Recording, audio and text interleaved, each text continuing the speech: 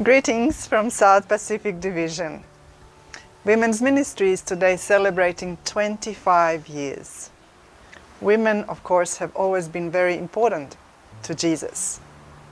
And we, in Department of Women's Ministry, we want to nurture, we want to equip, we want to encourage every woman so she can fully develop all her gifts and passion, and she can then serve and disciple others. And today, may you also, everybody who is listening, may you fall in love again with Jesus, because Jesus' love is what moves us to do things for Him. God bless. Hi brothers and sisters, I'm Pastor Bethany from the North New South Wales Conference. Women's Ministry Emphasis Day is not normally about me. Women's Ministry Emphasis Day is normally about the showcasing and the celebrating of the women in the Kingdom of God. Normally we send out the resources and church give the space for women to be able to speak, to celebrate, to feast, to sing songs. And this year it looks a little different. And I want to acknowledge that, and I'm sorry for that. I'm sorry because being at home on your own is hard. Because being at home with your kids is really hard. And it's difficult to try and maintain relationships and space and to still be kind to one another. It's difficult to manage living with teenagers and living with those who want to go out but you're trying to encourage them to social distance. This is not an easy time that we find ourselves in. But what I love about Jesus is that no matter where He went, He brought the kingdom of God with Him. You read through the Gospels and you see that when He saw somebody who was struggling, He was moved with compassion towards them. And so when I think about how Jesus moved and how He walked around and shared the kingdom of God, it doesn't matter where I am. It doesn't matter where you are. You can still share the kingdom of God, be moved with compassion, and bring the kingdom to wherever you are. So may you find opportunities to serve, to showcase, to celebrate the kingdom of God in your area. Blessings to all of you. Hi there. My name is Beryl Landers and I'm from the Greater Sydney Conference. I bring you greetings here from Sydney. These past few months have been really difficult. Each day we woke up to change, to challenges and uncertainty. I'm just here this morning to remind you that in all of this chaos, there's one thing that we can be sure of, and that is the love of God for us. My Bible tells me that nothing can separate me from the love of God. In Sydney, we've chosen as our theme for Sydney Adventist Women, More Than Conquerors, and it comes from the beautiful passage of Romans 8. And it starts with a question in verse 35. Who shall separate us from the love of God which is in Christ? Shall trouble or hardship or persecution? And the answer comes right back in verses 37. No, in all of these things, we are more than conquerors. And Paul writes, for I am convinced that neither life nor death, nor height nor depth, nor anything in all of creation can separate us from the love of God. I pray that this will be your promise to cling to. Hi, my name is Nathania McRae and I'm the Women's Ministry Director for Northern Australian Conference. I bring you greetings from beautiful Mackay. We have all been living in such unusual times that most of us have never lived through. Many of us have been facing different struggles. I know for myself, being an extrovert, it is the lack of connection or to be able to share a hug. It reminds me when God called me to ministry last year, He placed on my heart connection, and that has been my focus for our conference. To bring women of all ages together to share in the love of Jesus, and not just for women, but for all our church members, and then to share on into our greater community. So through this time, as we are feeling disconnected, I want to encourage you that we are never alone. We have the amazing gift of God's love, and it gives us peace and security. I encourage you through this time to share this through connection with others. God has given us a command in 1 John 4:21 that he who loves God must love his brother also. This is a time to know that someone, whether it be a neighbour, someone at work, a friend or family member, they need you. We may not be out and about in our cities, but we can love on people from our homes. I would like to leave you with the Call 5 phone challenge. Each week, pray for God to impress on your hearts names of people to call and connect with, and ask God to give you an opening to share God's love with them. I pray that you be blessed as you reach out to others. Hello, I'm Lindy Sperring, Women's Ministry Director for the South Australian Conference. There's a story in the Bible that's only recorded in the Gospel of Luke, and it's a story about Jesus and his disciples visiting a city called Nain. As they came to that city, there was a funeral procession coming out the gate, and in that procession was a widow, and her only son had died. Her comforter, her provider, her only son. When Jesus looked on this group, he had compassion for this widow, and he went up to her and he said in Luke 7, "Do not weep, do not weep." And then he went to the open coffin and he reached in and he touched her son and said, "Young man, I say to you, arise." Those words of life from Jesus, "Young man, I say to you, arise." And he did indeed arise and was reunited with his mother. Jesus, the way, the truth and the life. In my own life, Jesus delivered and set me free from bitterness and fear and resentment, and filled my life with joy and peace. He always has a purpose and a plan for each and every one of us. And as we go through these unprecedented times, I want to assure you that Jesus is the same today as he was back then 2,000 years ago, that he is willing to show his compassion for us and to set us free and to give us life and life abundant. May God bless each and every one of you is my prayer. Hello church, it's June 13, Women's Ministries Emphasis Day, and it's a real blessing to be able to worship with you all today. You've already heard from some of our Women's Ministries directors this morning, and there'll be a few more preceding this message. My name is Sylvia Mendez and I am the Australian Adventist Women's Liaison, and I'm also an intern pastor at KC Church. And I'm going to share a message with you today on the theme for Women's Ministries Emphasis Day, which is Christ's amazing love moves me. I want to share a story today from the book of Luke 19 about a character who was transformed by Christ's amazing love. And so I want to dive straight into the word with you today as we just spend the next 15 minutes or so unpacking this passage of scripture. If you have your Bibles with you today and you want to follow along, I'm going to be in the book of Luke, chapter 19, and we're going to read about a man named Zacchaeus. So turn with me now as we read. Now I'm going to read through slowly, unpack the scriptures as we go along. And so I won't read the whole passage at once because there is so much richness in this passage.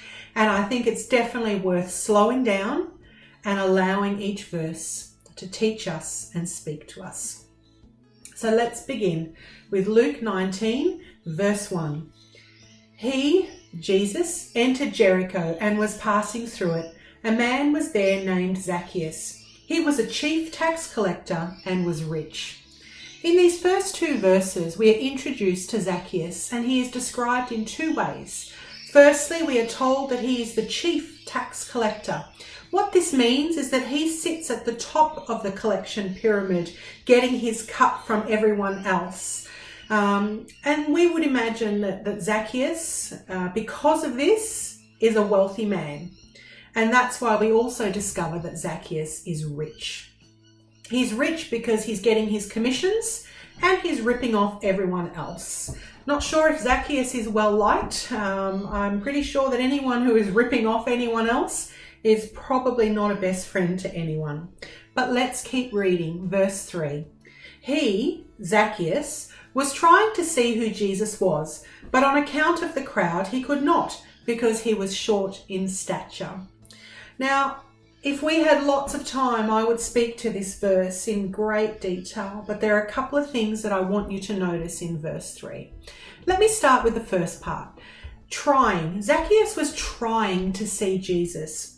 Now this word, when we look at it in the Greek, it speaks more to actually seeking, earnestly looking for something. So as we look at this verse, on the surface, Zacchaeus is not just trying because, I tried and I failed. No, Zacchaeus is actually seeking Jesus. Now, I don't know what he has heard about Jesus. I don't know what he knows about Jesus, and I don't know what his seeking is about. But there is definitely a curiosity that pushes him to climb a tree to have a look. The verse also tells us that Zacchaeus was short in stature. And once again, on the surface, this seems very clear that maybe Zacchaeus was a short man.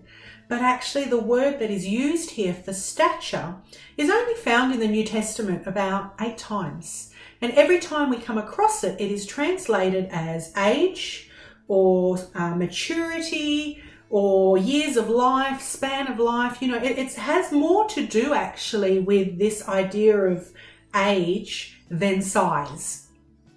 And so I like the play on words here that yes, Zacchaeus may have not been very tall, but also he could possibly be described as having small maturity or lacking maturity because he is the chief tax collector. I imagine he's not actually short in age or young in age. So I like the play on words here. In these first 3 verses, we have been given quite a description of Zacchaeus. I don't know what you see when you reflect on this man now. But my impression of him is someone who is lonely. Because if you are the chief tax collector and you are ripping people off and making your commissions on others, and you are wealthy and rich and not known for sharing or being generous, and that verse of being possibly not mature or not someone who has a lot of maturity, leads me to believe that Zacchaeus probably didn't have a lot of friends. And yet, we find in verse 4 that Zacchaeus runs ahead to climb a tree because he's desperate to see Jesus and Jesus is going to pass that way. Now, verse 5, when Jesus came to the place, he looked up and he said to him, "Zacchaeus, hurry down and come, for I must stay at your house today." And so he hurried down and was happy to welcome him. Now, Zacchaeus may not be very familiar with who Jesus is. He may be just curious about Jesus, curious enough to climb a tree and seek him out. But what I see here is that Jesus looked up and saw Zacchaeus. And this is important because Jesus is only recorded as looking up in the New Testament a handful of times. There's a couple of times in each gospel where he's about to feed the 5,000 and he looks up and offers a blessing on the food before it is distributed. Also, we find in Mark chapter 7, Jesus looks up before he opens the ears of a deaf man. And in Luke 21, Jesus looks up to see people putting gifts in their treasury. Same word. And this is the only other place where we see Jesus looking up. He looks up and he sees Zacchaeus. And what does he see? What does he see? What does Jesus see when he looks up? Jesus tells Zacchaeus, "You must come down from that tree because I must come and stay at your house today." This is a necessity. Jesus wants to stay at Zacchaeus' house today. And I don't know why, but Jesus says he must. It is important and it is a necessity. In verse 7, all who saw this began to grumble, and they said, "He has gone to be the guest of one who is a sinner." And I want to pause there and say, unfortunately, someone always has to grumble. Jesus doesn't mind. He has no problems with people grumbling. And these people are grumbling because Jesus is associating with a sinner. But Jesus is not worried about that. Jesus wants to associate with those who are lost so they may come closer to knowing the grace of God. And so Jesus spends some time with Zacchaeus. He goes to his home, they share a meal, they have a discussion. And I don't know what they talk about because the Bible doesn't tell us, but it tells us what happens after they have shared this meal. Zacchaeus stands up in verse 8 and he says to the Lord, "Look, Half of my possessions, Lord, I will give to the poor, and if I have defrauded anyone of anything, I will pay back 4 times as much." Then Jesus said to him, Today, salvation has come to this house, because he too is a son of Abraham. For the Son of Man came to seek and to save the lost." A transformation has taken place here in the life of Zacchaeus. And we don't know what happened between him and Jesus in his home. We don't know what they discussed during this meal. But a transformation happens that moves Zacchaeus. Christ's amazing love moves Zacchaeus to change, to make a decision to do things differently.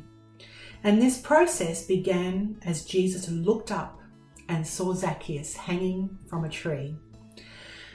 Darrell Bock has written a book commenting on the Gospel of Luke, and about this particular passage, he writes how the passage that we've just read in Luke 19 manages to summarise a lot of the key themes that we actually find in Luke, which is most importantly Jesus' mission to seek and save the lost, and that now this mission actually belongs to the church. He writes that one of the errors that we can make as a church is that we often decide to pull away from people because we don't want to destroy our own moral integrity. And also, he said, one of the things that can happen is that there is this subtle but deadly feeling of superiority that can come through, allowing us to believe that somehow we are better than others. And what Jesus teaches us in this is that he was not afraid of who Zacchaeus was. He came close. For me, I didn't grow up in the church. I didn't grow up knowing Jesus. I met Jesus through a neighbour. And this neighbour, when she first met me and we got to know each other, found it a little bit difficult to spend time with me because my life was so different from hers. Now, we've been friends for a long time. We've been friends now for about 15 years, and we have laughed about these early months as we got to know each other, where she shared with me much later that she wasn't sure if we could actually be friends because my lifestyle conflicted so much with her Christian lifestyle. But imagine if she had given up on me. Imagine if she had turned away and thought, no, this person is just a bit too hard. She really doesn't align with my beliefs or my values, and I think I'll just quietly slip away.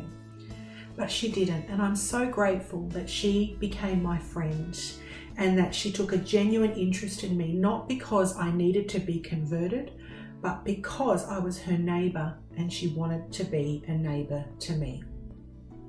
Many believers can offer this difference to their friends and their neighbours if they pursue relationships with sincerity while trusting God.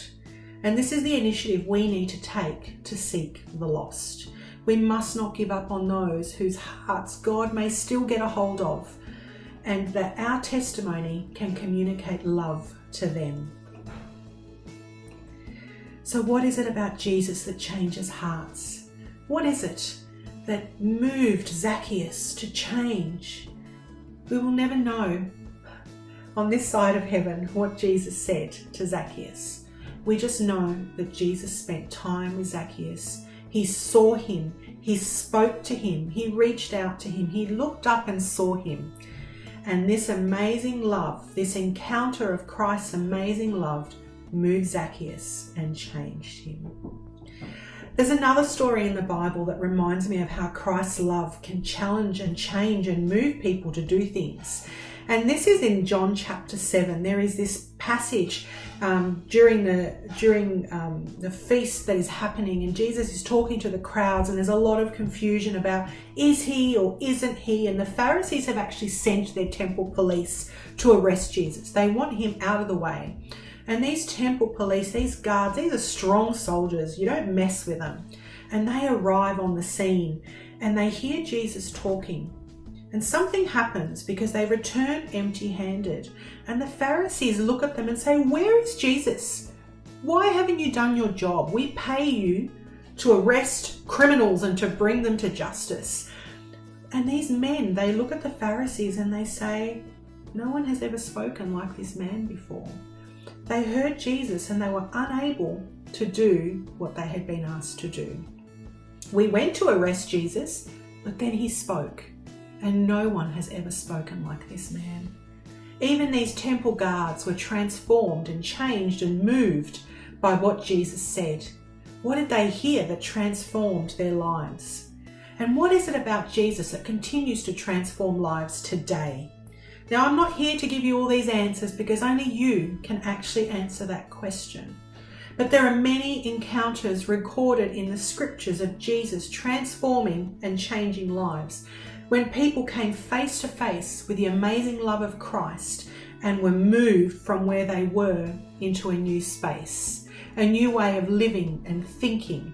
Just think, a woman at the well at noon, a Pharisee who came to him at night, a lady who was caught in adultery, a woman pouring out expensive perfume on the feet of Jesus, a father begging for healing for his son and another one begging for his daughter who is dying, a man who has been possessed and has been chained to the tombs to keep him away from his own family and village, a centurion, a mother, a brother, a sister, and on we find people who meet Jesus and are transformed by his amazing love. Jesus came to show us the Father. He came to reveal the Father. Most importantly, he came to show us the love of the Father. Everything Jesus did was motivated by this amazing love. Zacchaeus was transformed. The temple guards were transformed. The people who encountered Jesus were transformed. And I know that today, as many of us come face to face with Jesus, we are transformed and we must move. We cannot stay the same. I pray today that as you reflect on the amazing love of Christ, that you will recognize that Jesus also wants to transform you, that he wants to give you a story of your own that speaks of his amazing love and how it moved you. As a church, we often do too little sharing of our testimonies, and I would encourage you today to sit and think about your transformation story and how you can share Christ's amazing love with others. We all fall short. None of us is perfect, but in Christ we are made right and we are able to share his amazing love with others. As we wrap up now, I encourage you to stay online. We have a few more amazing stories to share with you from the rest of our Women's Ministries directors of how Christ's amazing love can move you, me, and the people that they are reflecting on in the Bible. May God bless you and may you have an amazing Sabbath. If you asked me the single thing that has impacted my life, it would be this, that Christ's amazing love has moved me from death to life, from guilty to free. Romans 3 states that we have all compiled this long and sorry record of sin and have proved that we're utterly incapable of living the glorious life that God wants for us. And so Jesus takes on the penalty onto himself. He did it for us out of sheer generosity. It's a gift. He got us out of this mess that we're in and he restored us to where he always wanted us to be. As I think about this each day, I understand his love. It's given me security, identity, and healing.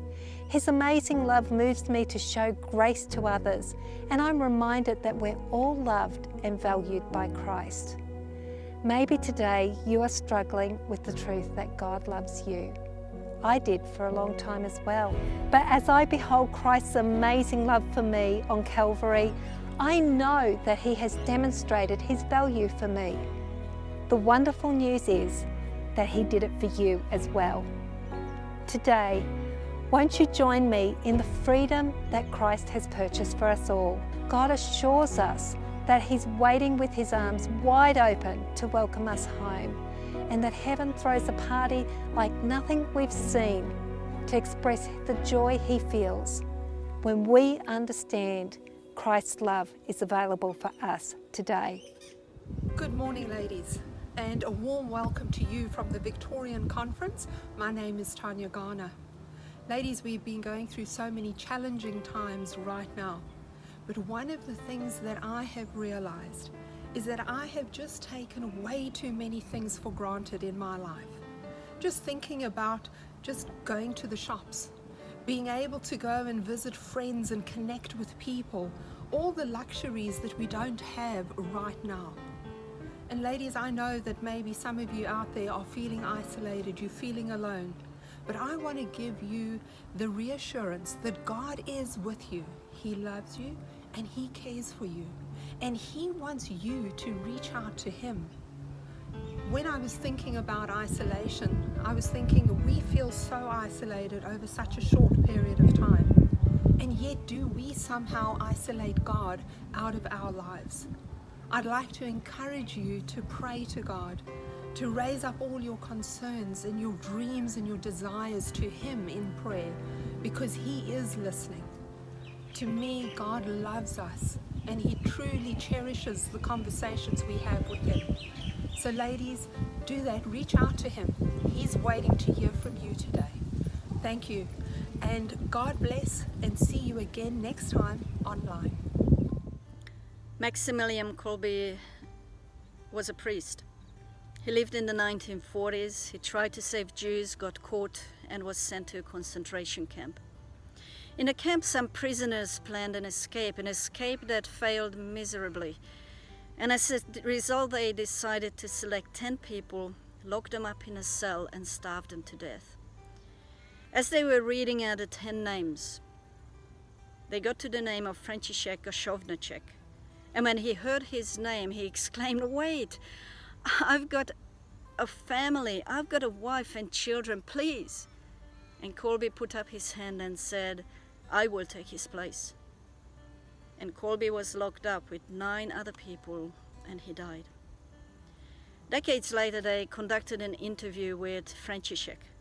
He was 82 years old, and at one point in the interview, you see that his eyes fill up with tears, and tears start rolling down his cheek when he says, "Kolbe died in my place.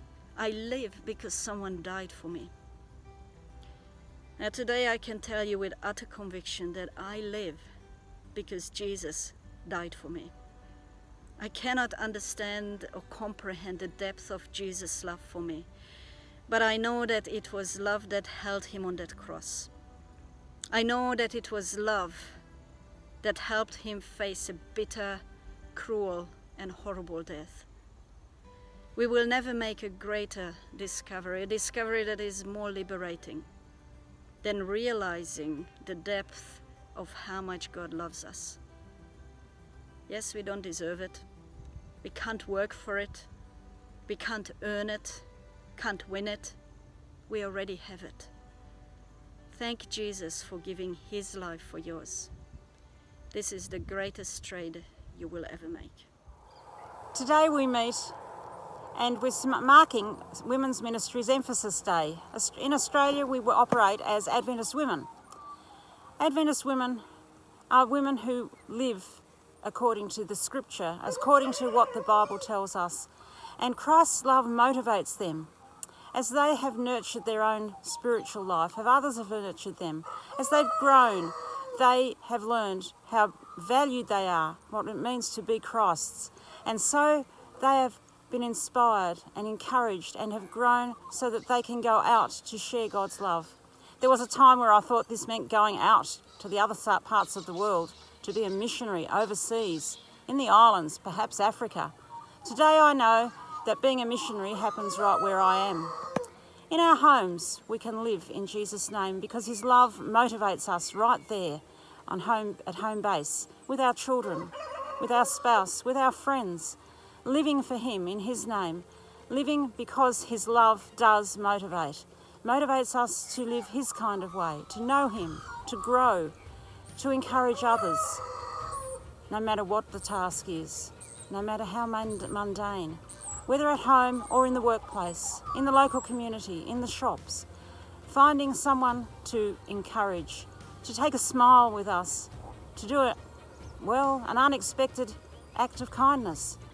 Surprise somebody, help them grow, and in all of this to share God's love, to go in the name of Christ, because his love motivates us. He came, he died, he lived, he's risen for us.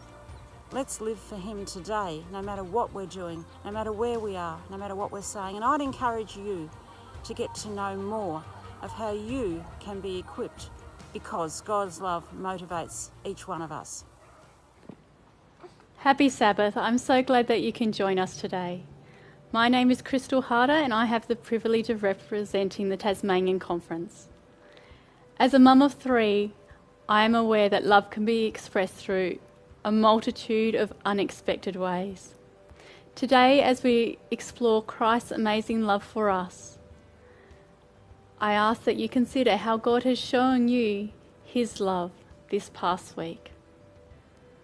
As I reflected on how God has sustained others with his love through Scripture, I was reminded that his love has carried them through unimaginable adventures, seasons of their lives with varied experiences, and he has been attentive to their concerns and troubles and worries, just as he is conscious of yours right now, wherever you are.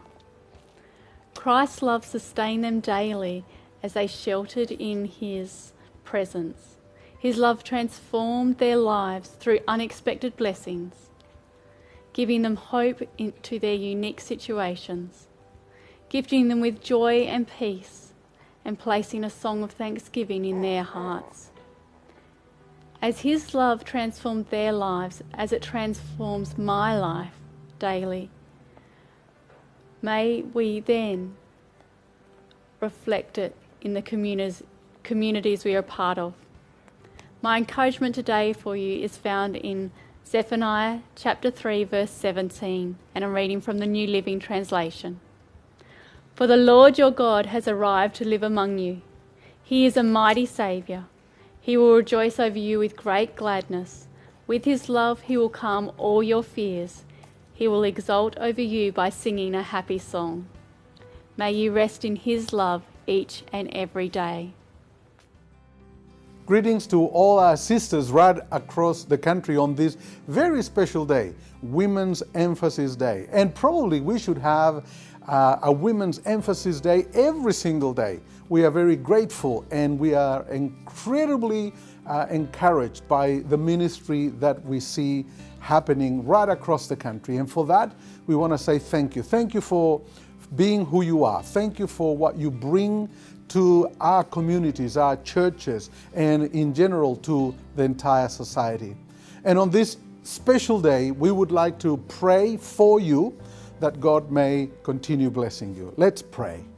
Father in heaven, we thank you for the opportunity we have to celebrate and recognize this beautiful ministry that our sisters, our mothers, our daughters bring to you. And we are encouraged by that. We are blessed by them and their ministry. We want to pray that you may give them courage, patience, that you may give them boldness so that they can continue sharing what you are doing in their lives. Above all things, we pray, Lord, for your presence and your spirit as they continue ministering to other people and as they continue to be a blessing to our communities right across this country. Thank you for what you are doing in their lives, and we pray for them today on this very special day. Thank you. And we ask and we pray these things in the name of Christ our Lord. Amen. Thank you for your ministry. God bless you. Have a fantastic day.